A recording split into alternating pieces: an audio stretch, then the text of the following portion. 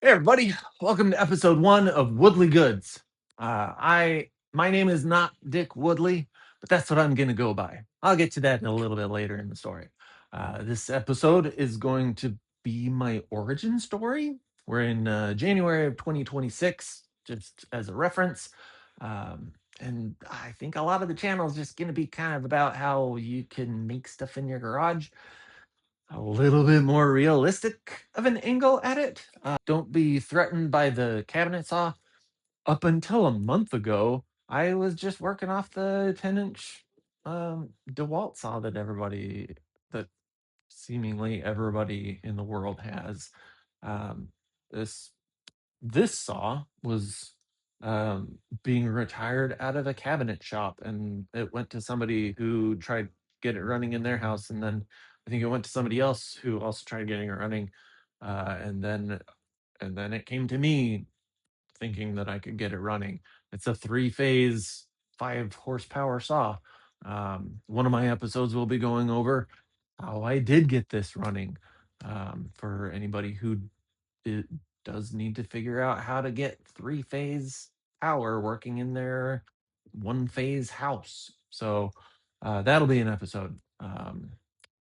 Today we're going to go over probably how I made a coping saw after having bought the kit to make the turning saw um, like 4 years ago and just never got around to it.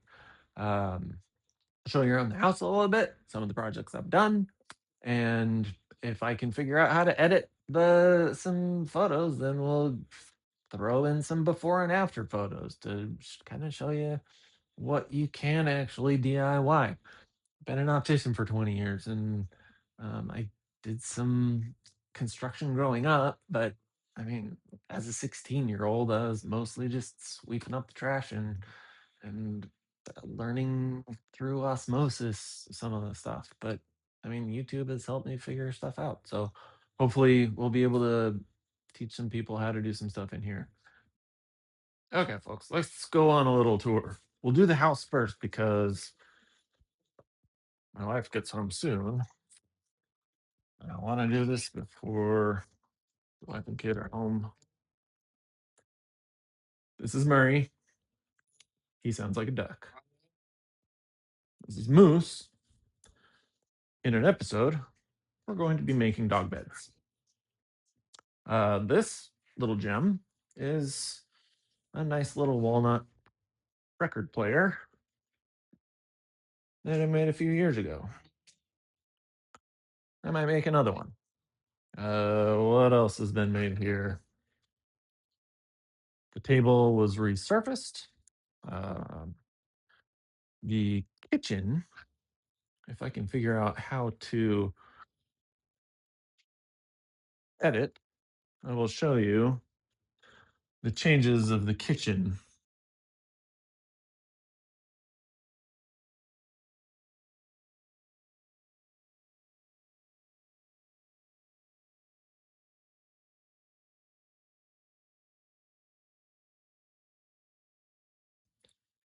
This is the after.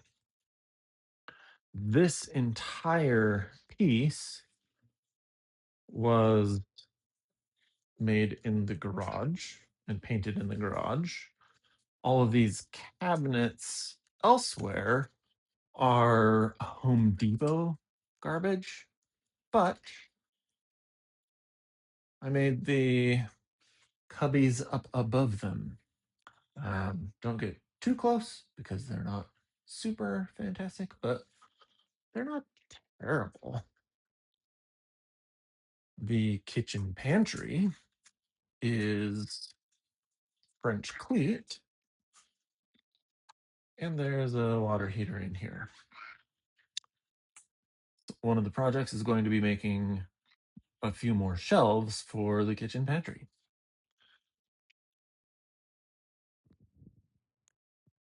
The butcher block countertop was just purchased.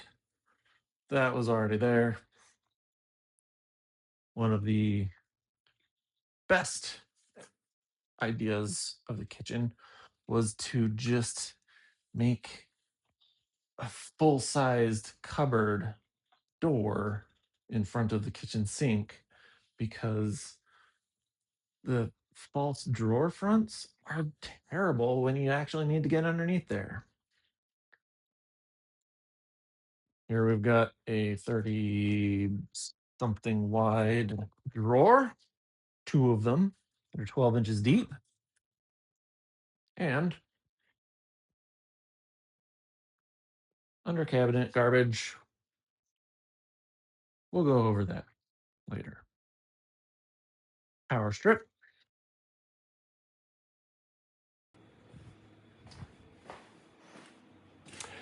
All right, well, we've made it through the tour and the introduction, but before we roll some B-roll footage of the creation of this little turning saw or coping saw from the kit that you can get from Taylor Toolworks, I wanted to address sort of a heavy topic so that you can make an informed decision if you'd like to forego supporting my channel. I understand that I look like this. I have immense amounts of privilege. This is not going to be a political channel, but I want you to know that I grew up in a religion that taught white supremacy. I changed my beliefs a long time ago. After being given new information, I assessed and changed my views. Nobody is illegal for existing. I won't coast on my privilege and stay silent regarding something so important. The civil rights of people are an issue of humanity, not politics. The entire human race and pretty much all life on Earth is worse off because of the ideology, the selfishness, and the actions being taken by the executive branch of the United States right now. So with that, we're going to move on, and now you know where I stand. So I am not going to narrate the entire process of making the turning saw. It's very easy, even though I was scared of making it for the longest time. Cut 3 pieces of wood and puzzle them together. Most of the videos I saw used a mortise and tenon, but I opted for a simpler approach by cutting some notches or dados to make a sort of a bridle joint. Drill a couple holes, hit the sharp spots with a file, and Bob's your uncle.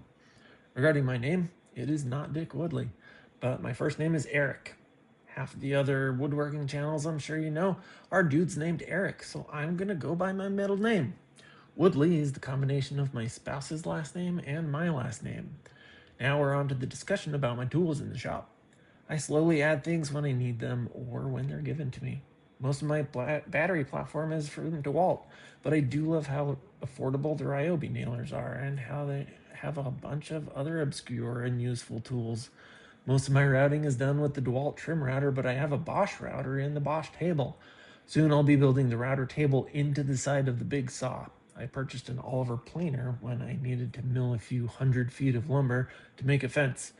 The previously shown record player was made out of a 4x10 sheet of walnut that was way too big to safely run over a little table saw, so I invested in a track saw. My sewing machine is from Harmony, and I have a DeWalt and a Stanley shop vac. My only Milwaukee tool is a PEX expander from a few years ago when I replaced all the plumbing in this old house.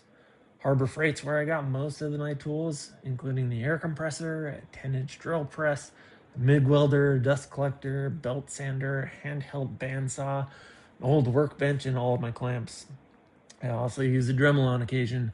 The big saw that you see is an old Jet JTAS 10XL-3.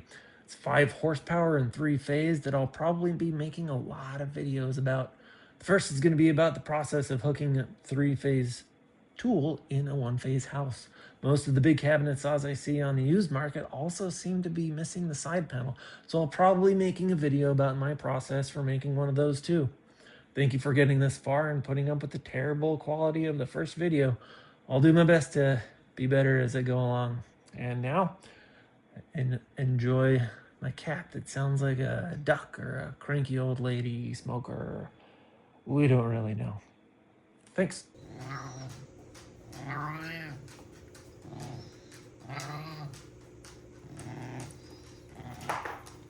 You're so noisy.